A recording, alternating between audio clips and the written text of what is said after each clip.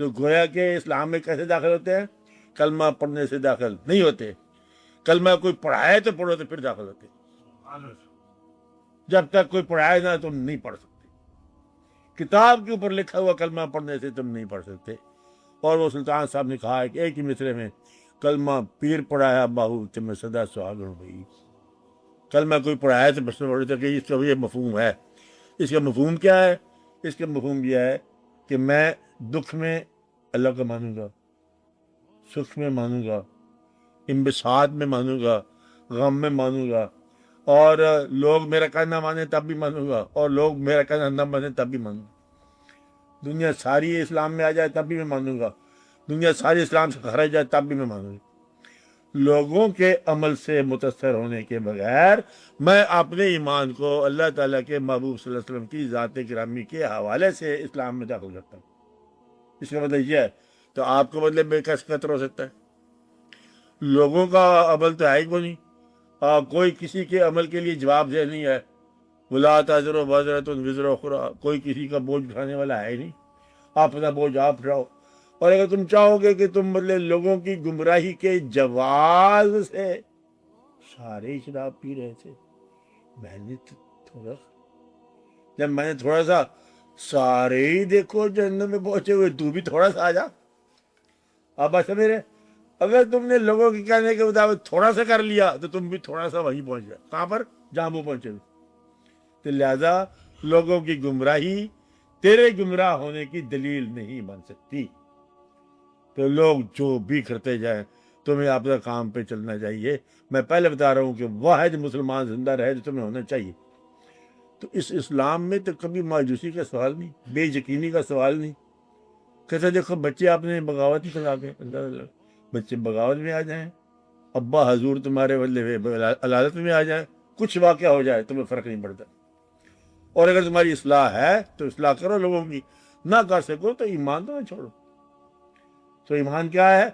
کسی شخصیت پر اعتماد، آپ نے علاوہ، آپ نے آپ پر اعتماد تو اس کو بھی تھا جس نے کہا میں سجدہ آج نہیں کر سکتا، اس کو یہ آپ نے انسان جب بنایا ہے ذرا میں مشکل ہے، میں صرف آپ کو سجدہ کروں گا۔ اللہ کہتا ہے اس کو سجدہ کر، انہوں نے کہا نہیں، میں اللہ تعالیٰ تیری توحید مانتا ہوں اور تجھے سجدہ کرتا ہوں، میں یہ تیرے حکم کو نہیں کر سکتا۔ اسی کو راندہ درگاہ کہتے ہیں۔ راندہ درگاہ کون ہوتا ہے؟ جو اللہ کو مانے اور اللہ کے بندوں کو نہ مانے، بات ہی ختم ہو جاتی ہے۔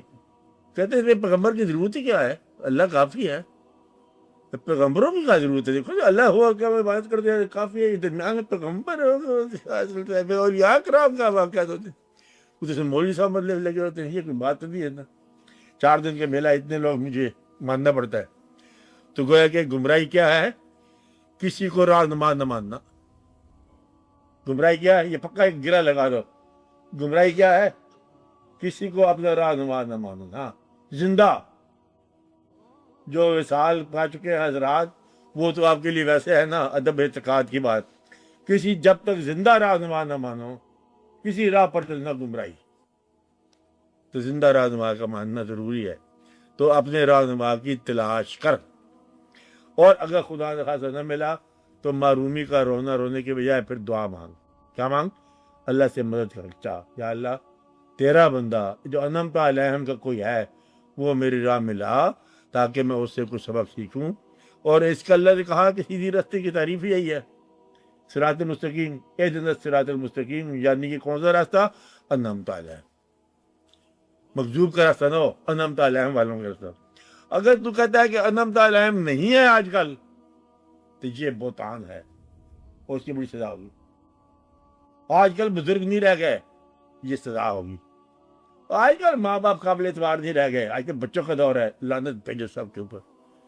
ماں باپ آج بھی مطلب بے قابل اعتبار ہوں گے، ماں باپ آج بھی واجب الاحترام ہوں گے۔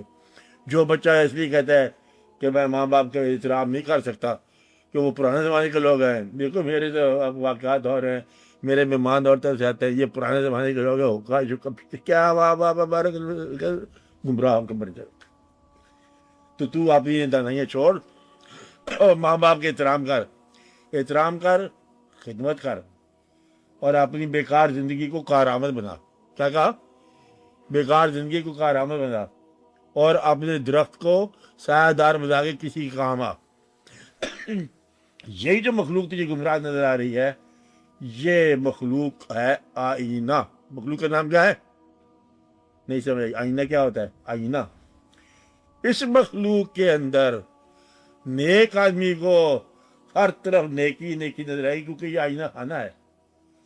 جو مخلوق کے پاس گیا جیسا گیا اس کو ویسی مخلوق نظر آئی.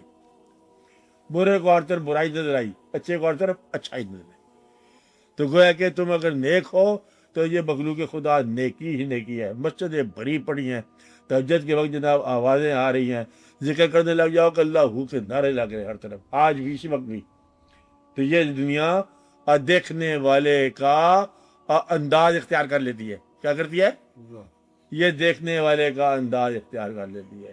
دیکھنے والوں غور سے دیکھو, ایسا نہ ہو کہ تم اپنے آپ کو دیکھتے ہی برا بھلا کرنے لگ جاؤ. تم ہی برے بھلے ہو. شیشے میں ایک شکل نظر آئی, کہتا ہے پھٹے منہ, یہ کون ہے تو آپ ہی تو ہے, وہاں کوئی پھٹے منہ نہیں ہے. آپ کہتے یہ دیکھو نا یہ کون لوگ ہیں, یہ کوئی لوگ ہے, وہ تیرا اپنا چہرہ ہے. یہ مخلوق کا چہرہ اپنا ہوتا ہے. جب تک تم اصلاح کے لیے نہ جاؤ, اصلاح کے لیے جاؤ تو لوگوں کی تکلیف دور کرو. اس لیے لوگوں کے بارے میں اب بات سمجھ لو, لوگوں کے بارے میں کیا کہا؟ لوگوں کے بارے میں توبہ کا دروازہ بند کرنے سے ہونے سے پہلے ان کو گمراہ سمجھنا یہ گمراہی ہے. کیا کہا؟